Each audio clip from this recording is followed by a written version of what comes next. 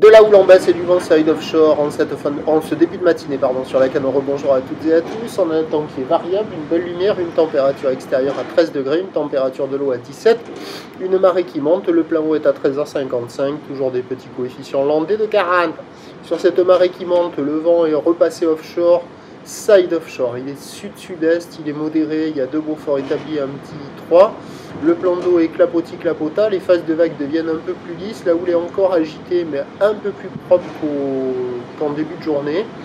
Une houle longue de 11 secondes de période orientée ouest-nord-ouest à ouest, ce sont les restes de la houle de la tempête Domingos.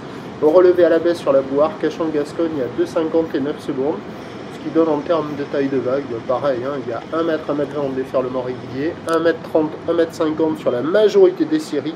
Et de temps à autre, sur les grosses sets, ça monte à la hauteur de 1,80 à 2 mètres. Ça fait la plupart du temps la taille d'une personne, voire des fois un peu plus haut que la taille d'une personne. Avec la marée qui est encore assez basse, la barre est facile à franchir, mais ça devient de moins en moins évident au fur et à mesure que la marée monte. Les vagues sont pas hyper consistantes, pas hyper méchantes, c'est praticable pour des surfeurs intermédiaires à plus. Et bon, ça vaut toujours la note de 2 sur 5. Mais à la centrale, bon, il y a quand même des vagues qui s'arrangent un petit peu là sur ce spot là. Mais attention, les autres spots ils sont pas terribles. J'ai fait un peu la tournée là. Vous allez en voir un autre après en fin de vidéo. Et c'est moins bien quoi. Mais du côté, là il y a cette droite là, presque en face du poste là. Il y a cette droite qui arrive à passer. Là on la voit d'un peu plus loin du sud. Vous voyez, on voit la droite là qui arrive à passer. Bon, c'est pas fou, c'est pas incroyable.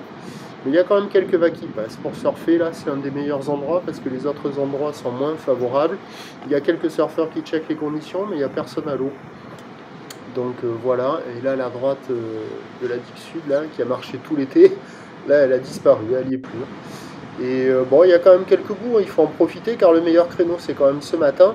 L'évolution pour le reste de la journée nous donne un train de houle qui va baisser à la mi-journée, qui va regrossir en soirée, mais l'un dans l'autre, on aura la même taille.